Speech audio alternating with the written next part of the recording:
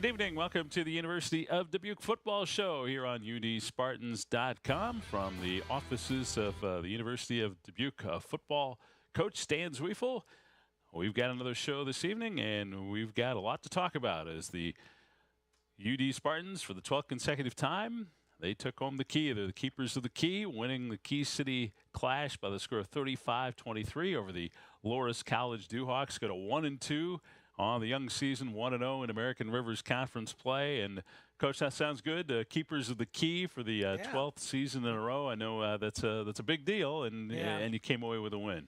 One of the things when I got here 15 years ago, Tim, when I got a chance to visit with Jeff and Joe Clapety, of course, our chairman of the board, and one of the things we talked about was being able to kind of switch how Loras had dominated us over the years and what we needed to do and what could we do to make that a more competitive series. And they beat us our first 2 years here. But since then, we've been fortunate, but we've been a good team and been a better team in situations where it really counts. Not like those games have been blowouts for the last couple of years. But we have found a way to win, Tim, and it's been a very strong showing for us in the last dozen years on that. And when you think about it, Tim, when you beat a team 12 consecutive times, you often think about the law of averages catching up with you. You know, you just think when you play those kind of things that sometimes that happens and it just doesn't work. But we've been able to find ways, Tim, and we've been able to find ways to keep our poise in very difficult situations and do the things that we felt were necessary for us to win that particular game. And on Saturday, we found those ways. Mm-hmm. Well, before we talk about the game specifically, great crowd on hand. Yeah. There were the place was pretty much packed. There were people standing around the fence line as well, and both schools well represented, and a great day weather-wise it turned out to be, and wonderful cause involved yes. in all that for the cancer part of it, the childhood cancer, and for a couple of our staff members to just help with the costs that people incur when they have to do those kind of things. But was really a electric atmosphere in many, many ways, Tim, and of course that's a very important rivalry for both schools, but very important to both universities about being able to win or lose. So we were very fortunate and very happy. Let's break down the game a little bit. Important to start fast. You did. Scored on your opening drive after your defense really set the tone for what they were going to do all day long. 3 and out on Loras quickly, and then your response to make it 7-3 quickly on a fine drive. Yeah, really interesting, Tim. We had talked last week about the two things we felt were critical in winning this game. The number one thing we talked to our defense and coached our defense and did those type of things is they had to get pressure on the quarterback. The quarterback's an accurate thrower, and boy, did he prove how tough he was on Saturday because he took a physical beating. We sacked him 7 times, had 8 other hits on him. So 15 times when he was thrown, he absorbed some hits and some really, very strong hits where we kind of got guys cut loose and got some gap entry and did some things that we felt we could attack their protection scheme. And then the second thing we thought was we wanted to limit their run game because they had been trying to effectively run the ball and take a little pressure off the kid. I think they ran it 41 times for 60 yards or some kind of, we had whatever it may be, they only had 60 yards rushing. So the 2 points of emphasis that we had going into the game defensively, our defensive staff did a great job planning that, taking a look at their protection schemes and getting a chance to get some of our kids home free. And then on defense, our front seven really played physical. I thought the most physical we played all year. So those two things added up for us to take away what we thought was going to be a very important, give us an advantage on defense. And on that drive, you get a rushing touchdown from one of your linebackers. Yes. Parker Nowitzki. God dang, Platteville did that to me on that game. And so we took a look at that and put one of our D linemen at back and put in 2 linebackers at the 2 up backs and a little wildcat and scored a touchdown on it. So that was cool. Parker was pretty excited. So was the defensive players pretty excited. Those guys get a chance to run the ball. Look out. They're just crazy. But that was kind of fun. You put something in, new, and you want to have some fun, create some excitement on those guys who never get a chance to touch the ball. And then it comes to fruition. and we score a touchdown on it. So it was well planned. Well, Coach, you just answered a question that Jim and I were debating in the booth. We were wondering if that was in your playbook already, or if we know you know about that play, but Yes. Was that brought about in the Platteville game? That was brought about by Platteville game. As Coach Cloran said, he said, coaches are always, you bet, taking, borrowing, not stealing, borrowing. But it's also so funny, Tim. The whole week we had talked about, we thought we could get in some formations and create some stress in our deep passing game. And, in the first quarter, we moved the ball down. In the second quarter, I thought we probably should have thrown it a little bit more deep against the wind, but we chose not to. And so we go in at halftime 7-3. But coming out of the locker room, we went against the wind. But I had told our coaching staff, hey, we're going to throw it deep in the third quarter. We're going to get in these formations that we really predicted the kind of coverage we were going to see and got some isolations. And, boy, we took advantage of that in the third quarter with some deep, well-thought-out pass patterns and some really good execution by Casey Moore and our receivers, Torrey Butts, Wade Sheets, Cameron Bryce, Hunter Preston. All four of those receivers did a heck of a job for us in executing our game plan. Yeah, you had a 73 touchdown pass to Sheets to start it all off, and then the next time you had the ball, 36-yard touchdown catch by Bryce, and then a little bit later, 57-yard strike to Butts, making it 28-10 after that score. Now, Coach, when you went into the locker room 7-3, Loras was driving. How important was that to keep them out of the end zone at halftime? I thought it was huge. Took away any chance for a bigger momentum build. They were playing, I thought, really good football in the first quarter. And in the second quarter, as I mentioned, Tim, I thought we probably should have done a little bit more of what we had planned to throw the ball deep. We didn't, and it all worked out okay. But, just exactly what I said coming out of halftime, I just told our staff we're going to get in the formations that we had up, and we're going to throw the ball deep, and it came out really well. But to answer your question more specifically, that game was in balance coming out of halftime. Each of the teams could have won and were in a position to win. And I thought them not being able to get points when they got down there was a real boost for our men. Yes, and then you changed the complexion of the ball game, as you just chronicled, with going to the deep passing game, and the Loras didn't have an answer twice in a row on that. One of the biggest keys that we talked about and stressed a little bit was just both the offensive and defensive line, especially defensive line. You talked about at the start of the season how you felt like you were very deep at that position, and you could rotate. And everybody was contributing. They were, and that was a dang hot game, Tim, on Saturday, hotter than I expected it to be. And when you're playing in the defensive line, you got to rotate those guys. You just do. They get tired and exhausted and stand straight up and lose their pad level and all the things that take place when the D lineman goes. And then I thought another part of that, Tim, our D-line, we played 6 deep, 3 our first, second, and thirds, and they all contributed, as you mentioned. But then our offensive line did a good job of protecting Casey. We didn't have any sacks, and we attempted a number of passes, and I thought Casey responded well. And, he's the player of the week. I don't know if you know that yet, but it is out. He is the player of the week. So kudos to him, and also kudos to our offensive line and our receiving core.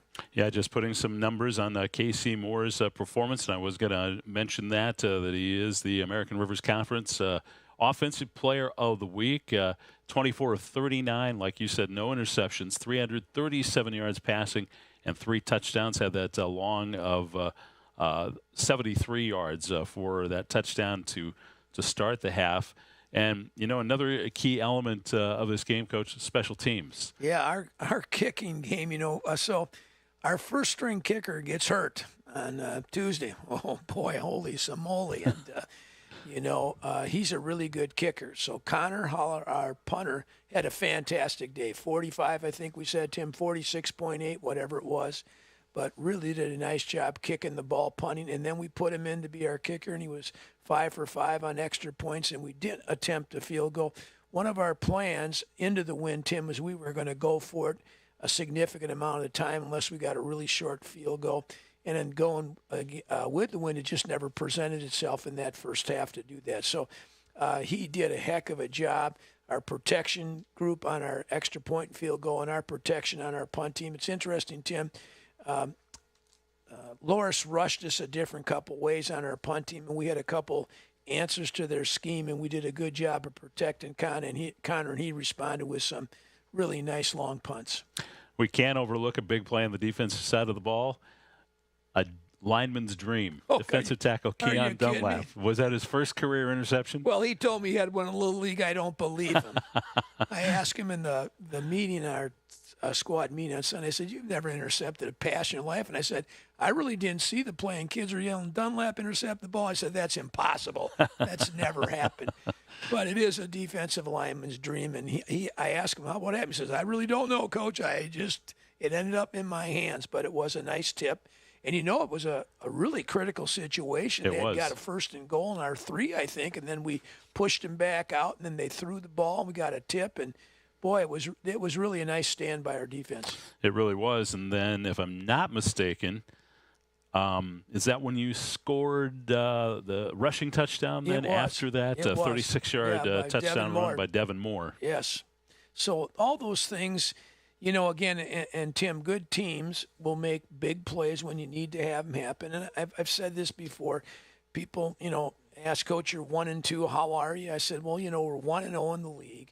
And we've played 2 really good competition teams," which we talk about all the time, Tim. That's part of our plan. We're going to play good people. We lost one game 28-27, which, comes back and kind of haunts you a little bit. We lost to a really good UW Platteville team. And so, again, you hope all the games you play in preseason, non-conference, prepare you for the conference games you're going to play, not only in opponents about their personnel, but also in the styles and the type of successes that they have, can only help prepare you to be as good as you can be for the conference season.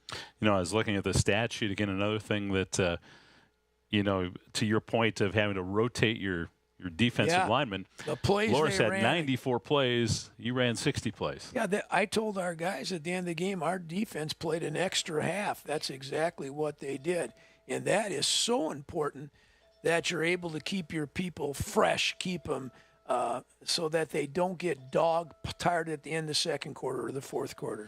You're always looking for areas to improve. Yes. And a couple things off the stat sheet, I guess. Both teams, it was a chippy game. Both teams tempers flared a little bit, if you will, and the officials threw the flags to I guess, keep things a little bit under I told the wraps. officials before the game, this is an emotional game here now today, and, surely they're very emotional because it's been a long time since they've had to put the key in their building, and we hope it's a long time more, Tim, till they get their key in the building. But we talked to the officials, and I told the officials, if our guys are doing something, you flag them, come over and tell me, and I'll pull them out of the game. There was a lot of physicality in that game, and physicality sometimes leads to frustration. We had a targeting that removed one of our players, and I watched the tape on Saturday, and it was the correct call. We had a couple pass interference calls. I didn't agree with both of them. They had a couple, but it was a very emotional, type of game where you're going to get some pushing and shoving afterwards. But for the most part, I thought we really kept our poise on our side of the ball and did a good job. And the other two things that I had circled, 3rd down conversions, 3 of 10. You'd like to see that improve, and then 1 of 3 in the red zone. Absolutely. The interesting thing is, we said this to the defense, man, should we take longer to score or should we just score? You get what I'm saying on that. So one of the things we've always prided ourselves on is having some big play capability. And, of course, we'll continue to try to do that, to have as many big plays as we possibly can. But one of the bad things about having a 1-play drive or a 2-play drive, your defense has got to go back out there. And one of the things Loris did do is they maintained some possessions. They just weren't able to finish the drives. It reminded me of us against Wittenberg, where we didn't finish our drives, and we left some points out in the field that came back to haunt us.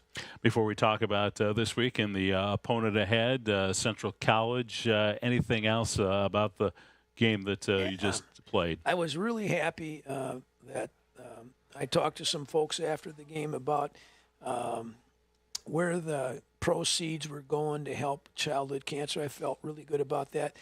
I'm sure you saw the little video they had about the children in the pregame. I thought was Well done. Well done and emotional. Yes, I think I've mentioned it. One of my children had childhood cancer, and so it struck home to me about the types of things that parents have to go through, and all people, families.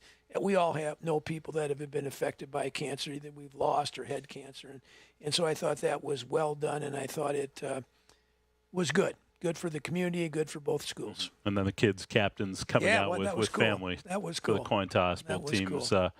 Getting fired up about Yes, that and yes. showing appreciation for that. Absolutely. Before we talk about Central, what kind of confidence does this give your team now after starting out 0-2? Yeah. I mean, does that that boost you? I think it does, Tim. I've never ever talk about the past thing. I mean, I said the Loras game's the most important because it's the next on our schedule.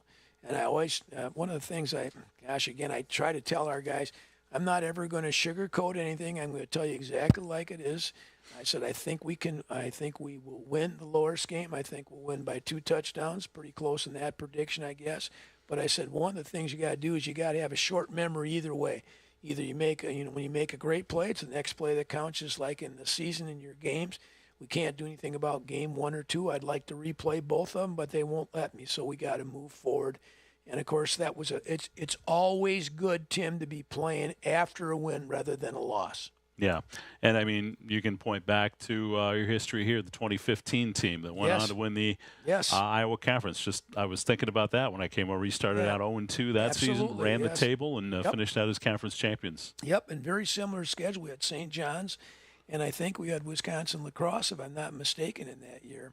And so 2 very formidable opponents we played in our first 2 games. So, again, we'll see how that all pans out, Tim. Surely can't make predictions when you're going to game 4. I do know it's better coming off being 1-0 in the league and having a win than being 0-3 and 0-1 in the league. Certainly. As you head to Pella this Saturday to take on the Central College Dutch, they're a 3-1 team, 1-1 in American Rivers Conference play. Suffered a tough loss to Co, but then bounced back last week against Luther at Luther to win there.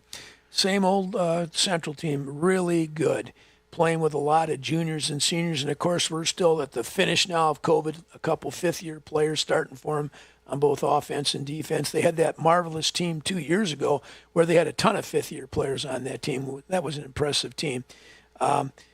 They really bounced back after the Co loss. On the Co loss, they had more yards. They just turned it over so many times. They played 3 quarterbacks in the Co game. It looks like they've settled on their quarterback now. I'm going to go with a kid that started last week against Luther. And, of course, they are a kind of a warp speed offensive team, Tim. They'll line up fast after a run or a completed pass. They're at the LOS ready to snap the ball when the umpire lets them snap it. And they're trying to get you mal-aligned. We've seen a lot of different formations. They want to get the ball on the perimeter to their skill kids, and if you take the perimeter away, they're going to run the ball up in the box with their running back and or their quarterback, depending on what you give them. Last year, they kind of flipped the script on us. They had been throwing the ball a ton of times last year when they come up here, and they didn't. They ran it almost 2-1 last year against us. And they beat us 24-21 in a hell of a game, Tim. I know that's a game you felt like. Oh, we could have won that game. Yep. Went down 17-0 and got back up 21-17. It really was a really well-played game. And I really think this game coming up on Saturday is going to be 2 evenly matched football teams. And, one of the things we talk about, as I talked about this Saturday, Wartburg and Co play. Wartburg's undefeated. Co's undefeated. One of those 2 teams are going to have a loss. The only other school that can be undefeated after Saturday in league play is us. So this game becomes important for us to put you in that position where you're not a game behind yet, but also put you in a position, one of those 3 teams I always talk about you got to beat if you're going to win the conference. Wartburg, Co, and Central are the 3 teams we always think are the 3 teams with us that are going to be competing for a championship every year. So when you go down to play Central, that's a game you feel like you got to win if you're going to be in the championship talk at the end of the season. You've went down to Pella, won a couple of times since you've been the head coach, 5 wins against the Dutch. So it's been a pretty competitive series since you've taken over. It really has been, because before I got here, there weren't many wins at Central. Not many wins at Central friend. for anybody. Woo! That's a tough place to play. It is a tough place to play. One of the things that I think has happened for our team, that's become one of our rivalry teams. Obviously, Wartburg's one of that, and we haven't done a very good job holding our end up in that rivalry, but Co and Central are the teams that I pointed to when I first got here. As I just said, those are the teams that are consistently winning in the league and, being rated and doing all those kind of things. So if you want to be in that conversation, then you got to beat those teams. And that's Jeff McMartin just won his 150th game last Saturday, so good for him, great for him. That's really a rich tradition program as national championships under his coach Skipper, and they've just been really, really successful. And they have been a very difficult team to beat down there. Although I really like our chances, Tim, going down there on Saturday. I really do. I feel like we're going to match up in a lot of areas. If we continue to get the kind of pass rush we got on Saturday, we'll be very difficult to be able to throw the ball against. And that'll give us some advantage, I'm hoping, on Saturday. This week, as you prepare health-wise, how are you setting? Yeah, we got some guys nicked up. I don't know if they'll be out. I think our kicker's going to be back. That's good news. Jerome Wilson, one of our kids that had a little bit of a hamstring problem, we're hoping he'll be come back to full speed. But we, like anything else, as you move along the season, you're going to get some soft tissue injuries, ankle sprains, pulled muscles, etc. So really what we'll try to do this week is try to figure out who's going to be the best 100% for us. But we're back more strength than we were a week ago. So that's good. As you start the week, looks like you might be preparing for the team to be hydrated here through the week, because it's going to be a warm one tomorrow or Saturday. Yeah, we talked to our kids on Saturday after the game that we wanted to start hydrating immediately, because the first weather report I got was 85, and now it's up to 87. And this is, I think this is going to be a pretty hot fall just because of how the summer was, et cetera. So we'll have to prepare for it. It'll be a really, really warm day, and that's good. It's good to be playing the end of September, and you're still in short sleeves, and we're excited about going down there because they'll be a very, very good opponent. I know. I remember coming back from Pella here a few years ago, and it was one of the worst snowstorms. Can you remember that? I do. Oh, my gosh. I think I had a broken foot or something. I had a boot on. It was up the snow, working over the ankles. Yes, brutal cold down there for sure. But I don't think that's going to be the case on this Saturday. And, one of the things about Central with the loss, they got to feel they got to win almost every game out here till they get to Wartburg, right? Yeah. So every game for them is very critical. It's just how interesting it is. It's just one loss, but it feels like it's 3 losses. Doesn't it? It really does, and especially how good Wartburg is, how good Wartburg's been playing. And, again, Central always plays. They get better as the season goes on. They play hard. I always compliment Jeff about how hard his players play and how well coached they are. And he's always playing with a bunch of juniors and seniors. And I think that's one of the reasons they've been as successful as they have been. They've just put out a lot of upperclassmen out there when you play against them. I think I skipped asking you about defensively. What are they going to present anything different for you than you've seen from Pella from Central teams in the past? We really think they're going to be pretty well what they've done the last 2 years. And again, I think they pride themselves on executing whatever their defensive plan is. They'll put some tweaks in against us, I'm sure of it. In the past, we've always thought they've analyzed our passing game and tried to take away what we think is, what they think is the best things that we do. One of the things, Tim, I will mention, we really have been able to spread the ball out across our receiving corps. Our top 3, Torrey Butts, Cameron Bryce, and Wade Sheets are in the top 15 of the conference, and not one guy's getting 20 and the other guy 5. We've kind of spread that out. Hunter Preston's in that group also. I think we have a very good receiving tight end in Jamari Jenkins. We just didn't throw the ball to him on Saturday because our formations dictated him to be on the weak side, and we used him protection a lot. That's not going to be the case this week. So we feel like we'll see what their plan is to defend what they think we do the best. But, Tim, we have to run the ball better than we've run it the last 2 weeks against Platteville and Loris. If we expect to be able to get things when it comes down to that tough situations, to keep a drive alive, 3rd and 1, 4th and 1, and we just have to run the ball better, and we got to become a little bit more physical and a little bit tougher, and I think we will.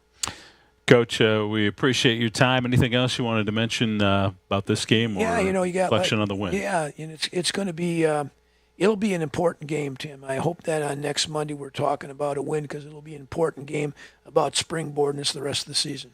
Hopefully you can get down there to Pella to watch the Spartans. They'd appreciate your support in the stands down there at Central College. That's always a great trip. And, stop in for some Dutch letters downtown at the bakery. Yes, absolutely. That's a must stop if you go down to Pella. But more importantly, support the Spartans. And if you can't make it, I think they'll have a link to Central Stream probably on udspartans.com. Jim and I will be back broadcasting the home games. But you'll be able to view it that way at least. And we'll be back here next Monday night at 5 to talk about the Central game and look ahead to the Nebraska Wesleyan game that will be coming up. Coach, congratulations on the win again Saturday, and best of luck this Saturday. Appreciate it, Tim. Thank you. All right. That's Stan Zwiefel, head football coach of the University of Dubuque. And this is the UD Football Show here on udspartans.com. Have a great evening.